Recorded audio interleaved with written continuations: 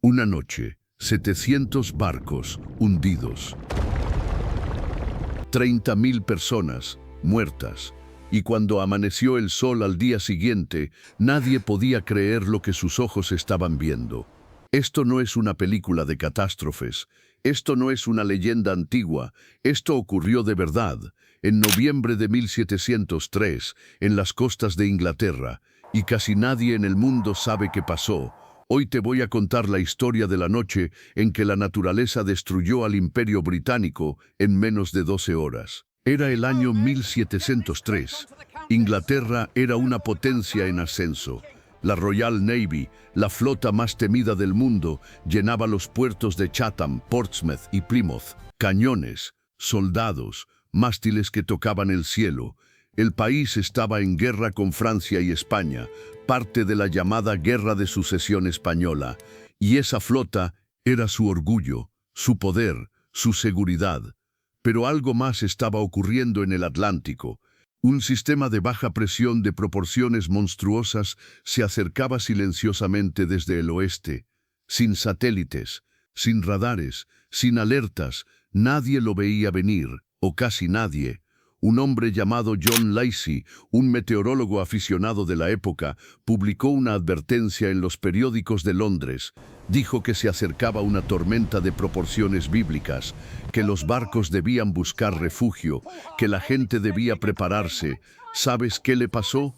Lo arrestaron, por sembrar el pánico, por generar histeria pública.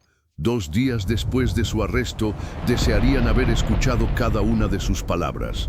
Pero espera, antes de contarte lo que pasó esa noche, necesitas saber algo que los libros de historia omiten. Esa tormenta tenía un nombre, y ese nombre todavía da escalofrío. La llamaron The Great Storm 773, la Gran Tormenta. Llegó en la noche del 26 al 27 de noviembre. No llegó gradualmente. No hubo señales claras. Fue como si el cielo hubiera tomado la decisión de romperse todo al mismo tiempo. A las 10 de la noche, los primeros vientos llegaron a las costas. Para la medianoche, todo el sur de Inglaterra estaba bajo el ataque más violento que jamás habían conocido. Los vientos alcanzaron los 200 kilómetros por hora, en tierra, no en el océano abierto. En tierra, las tejas de los tejados volaban como proyectiles. Los árboles centenarios, que habían sobrevivido guerras y plagas, se arrancaban de raíz como si fueran palillos de madera. En Londres, más de 2000 chimeneas se derrumbaron.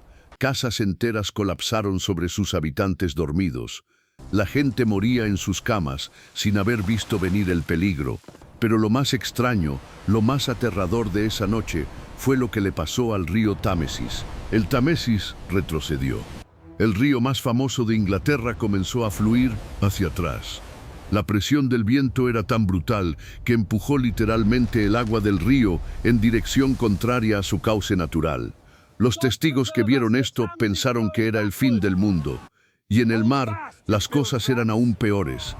Y justo cuando crees que ya sabes lo peor, hay un número que necesitas escuchar. Quédate, porque esto es lo que ningún libro te dice claramente.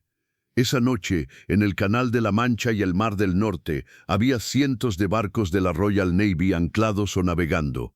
Cuando la tormenta llegó, no tuvieron tiempo de reaccionar. Los marineros intentaban recoger las velas, pero el viento era tan feroz que los arrancaba de los mástiles y los lanzaba al mar. Los capitanes gritaban órdenes que nadie podía oír, porque el viento robaba cada sonido. Los barcos chocaban entre sí en la oscuridad total. Algunos se partían en dos antes de llegar a las rocas, otros simplemente desaparecían, se los tragaba el océano sin dejar rastro. Más de 700 barcos destruidos o hundidos en una sola noche. Entre ellos, algunos de los navíos de guerra más poderosos que Inglaterra jamás había construido. El HMS Stirling Castle, el HMS Northumberland, el HMS Mary, todos hundidos, todos perdidos. El almirante George Rooke, uno de los hombres más poderosos de la Marina inglesa, perdió una parte significativa de su flota sin que se disparara un solo cañón enemigo. La naturaleza hizo en 12 horas lo que Francia y España no habían podido hacer en años de guerra. y en tierra las pérdidas eran igual de devastadoras. En Bristol, el 80% de los barcos en el puerto quedaron destruidos o inutilizables. En las costas del sureste, los cadáveres de marineros, soldados y animales cubrían kilómetros de playa. Cuando amaneció el 27 de noviembre de 1773, el rey Guillermo III salió a caminar por las calles de Londres. Testigos dijeron que lloraba. Pero hay una historia dentro de esta historia que casi nunca se cuenta.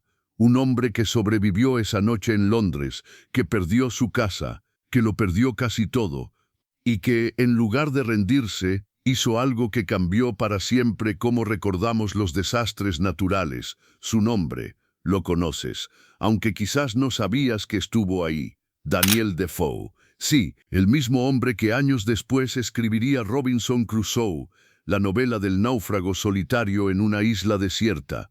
Esa noche de noviembre de 1703, Defoe estaba en Londres, y su casa casi no sobrevivió. Las tejas volaban, los muros crujían.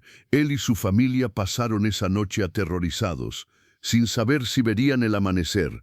Pero lo que hizo después es lo que lo convierte en una figura única en esta historia.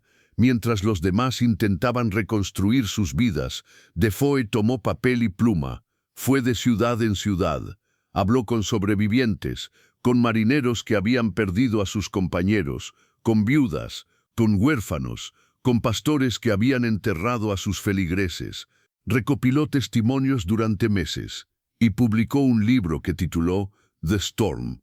Fue el primer libro de periodismo de desastres de la historia moderna. Defoe no solo narró lo que pasó, dio voz a las víctimas, preservó sus palabras para siempre. Sin ese libro, la tormenta de 1773 habría sido olvidada, borrada por el tiempo, como cientos de tragedias anteriores. Pero gracias a Defoe podemos leer hoy lo que sintieron esas personas, sus miedos, su incredulidad, su dolor. ¿Podría pasar hoy? ¿Estamos realmente preparados para algo así? La respuesta de los científicos modernos no es la que esperas, y es mucho más incómoda de lo que crees. Los climatólogos modernos han estudiado los registros históricos de la tormenta de 1700, han recalculado la presión atmosférica, la velocidad del viento, la dirección de las corrientes. Sus conclusiones son inquietantes. Una tormenta de esa magnitud es perfectamente posible hoy. Es perfectamente posible hoy.